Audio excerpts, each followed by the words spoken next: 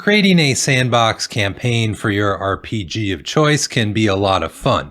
You're creating this open-ended world that lets your players take the initiative on how they want to explore it and pursue their goals within that space. It can become this self-propelled system if you let it be. You as the game master provide your players with the backdrop. You are giving them the information they need that lets them make choices on how they wish to proceed within the game world. Then you relay the consequences of those choices to the players and provide them additional information, and the cycle kind of repeats and continues from there. While the self-sustaining system is great, it does take some work to get up and running. Generally, you need to front load some of your prep work in order to have enough information about your game world to provide your players with enough information to make the choices and actions they want within it. It can be a bit frustrating or overwhelming to figure out how you're going to coordinate all those different pieces together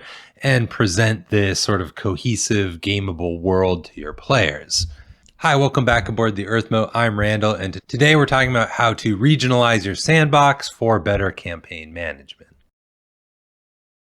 When I'm working on a new sandbox campaign, I like to start with a map. Your maps can be as simple as some boxes and lines connected together like a diagram, or it could be a fully built out hex map or a detailed mega dungeon. Whatever you have to work with, take a look at your map. For your map, you should be able to see some patterns of regions. This could be a mountain range on your overland map, or maybe a temple district in your mega dungeon. If you're starting from scratch and you're working on a new map, then think about creating distinct regions as you're designing it. Video game maps are often a great example of this. Elden Ring is a good modern example where you have these different regions on the map that have their own unique flavors. One of my favorite games from the Game Boy Advanced era growing up was Golden Sun, which also has some of these distinct regions on the map that you can see. The point is, if you can spot or create these different regional sections on your map, then having these identified is going to help us out in several ways as we're designing our campaign. Speaking of help, did you know that you can help the channel out by hitting the like button, and consider subscribing if you're enjoying this video and like to see more content like this in the future? The first way regionalization is going to help us is by informing us on the design of our different regions on our map. Shocking, I know. If you have a mountain range that are inhabited by goblins and dwarves, well, then you know that your dungeons, towns, and landmarks are either going to have a goblin or dwarven flavor to them, or perhaps both if you have, say, a situation where the goblins capture a dwarven fortress and put their own spin on the interior decorating of the place. The point is that elements in the same region should have some consistency to them. This helps you by reducing the design burden on yourself. You are imposing a set of creative restrictions on yourself, and that's actually making it easier for you because you aren't starting every dungeon from a blank slate. You should have some idea about what things are consistent in the region, what they'll look like, and you can kind of apply that template to your dungeons to make things easier and quicker for you as you design them out. Now, of course, you can and probably should bend or break those templates from time to time to have unique areas in your regions, but for now, following the guidelines is really going to help you out a lot. Regionalization will also help inform your procedural tools that you need to design to help you run your games at the table. My mountain region that spans 10 hexes can all draw from the same random encounter table. This lets me reduce the number of tables that I need to draft up for different encounters in the different areas I have on my map. Regions are likely to have the same weather, so if you're using weather tables, then you can use the same ones for your distinct regions and save yourself some time there. And if I'm making tools to help me procedurally generate ruins or dungeons should I need one as my players are exploring the world, I can make tools that are designed specifically to those regions. Or perhaps I can make myself a small kind of guidance sheet or template that I can reference as I'm building a ruin for that region. So say, for example, if my players are exploring a dungeon and I determine that the next area is going to have a trap in it, well, if this area is a region run by sorcerers, then the trap is likely to be magical in nature rather than mechanical. Regionalization will help you signal information to your players, and it will help them set their own expectations for adventuring within the different regions of your campaign. If the players are entering into a volcano region occupied by fire salamanders, well, maybe they're going to want to prepare some resist fire spells. It can also help the players decide on if they wish to stay within a particular region or move their exploration to somewhere else. If the party's exploring a mega dungeon and they find themselves in the catacombs portion with undead, and they don't happen to have a cleric in the party that day, well, maybe it's time to leave that area of the dungeon and check somewhere else out. So once you have some ideas for how you want to regionalize your map, you will want to go about making a reference sheet or a template that you can refer to while you're working on different elements of your campaign within that specific region. Now, this is a pretty broad topic, and there's a lot of different ways you can approach it. You could have really detailed notes about the characteristics of each region and almost be like a reference manual of sorts.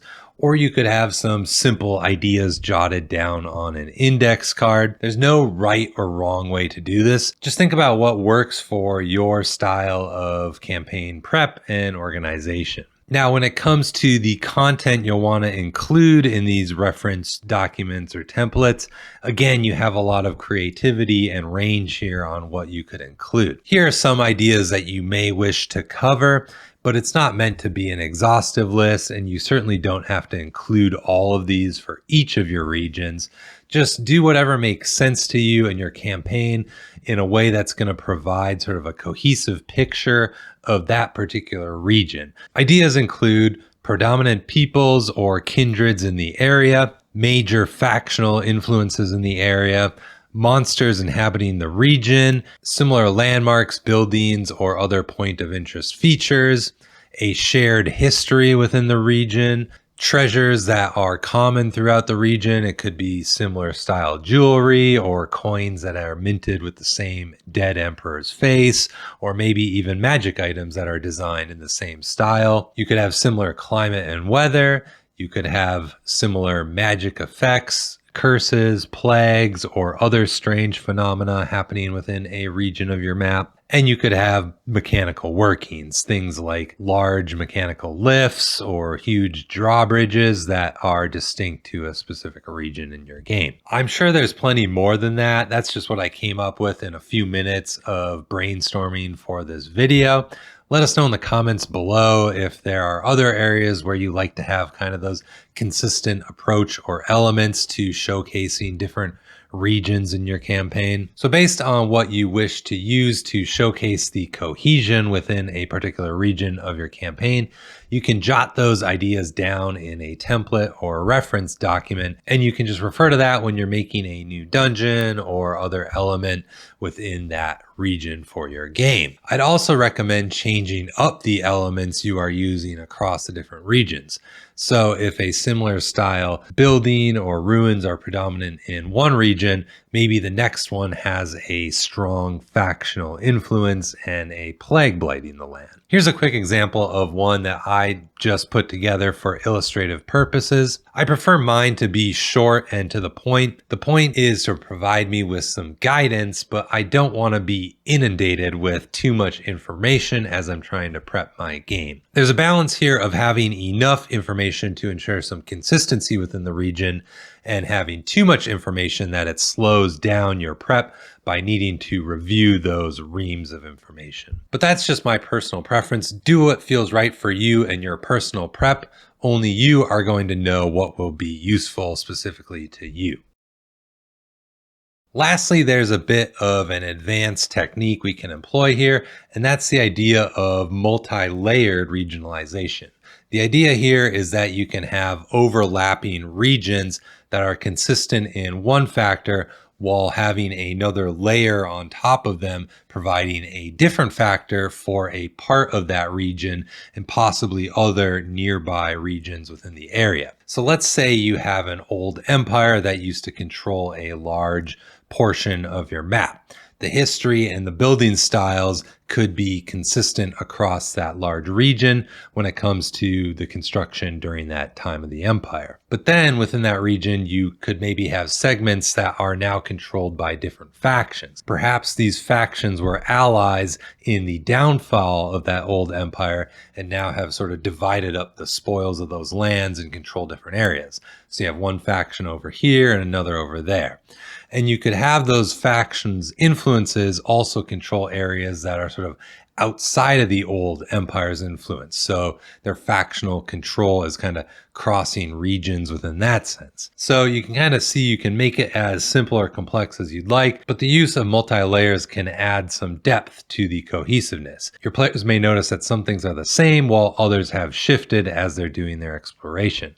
And that could lead to new adventuring opportunities or mysteries for your players to look into, which is really cool. So that's the idea behind regionalization. I think the idea is pretty straightforward, and I'm sure a lot of you have probably used it in your games, even if you haven't explicitly thought about it in those terms. But it's just a technique that helps me parse out my planning and design of my different campaign areas and regions in the sandbox. And it helps me continue to design the sandbox as the game progresses because I can refer back to my templates and I sort of reduce this burden of coming up with new ideas from scratch as I'm building out these different regions. Of course, if you're starting to work on an entirely new region, then yeah, you're going to have to map out your new template. But again, hopefully that's not too challenging to do. Keep it simple and focused on what's going to help you do your game preparation, and you'll be in a good place as you continue to make content for your campaigns. If you enjoyed the video, please give it a like. It really does help the channel out a lot, and consider subscribing if you haven't already.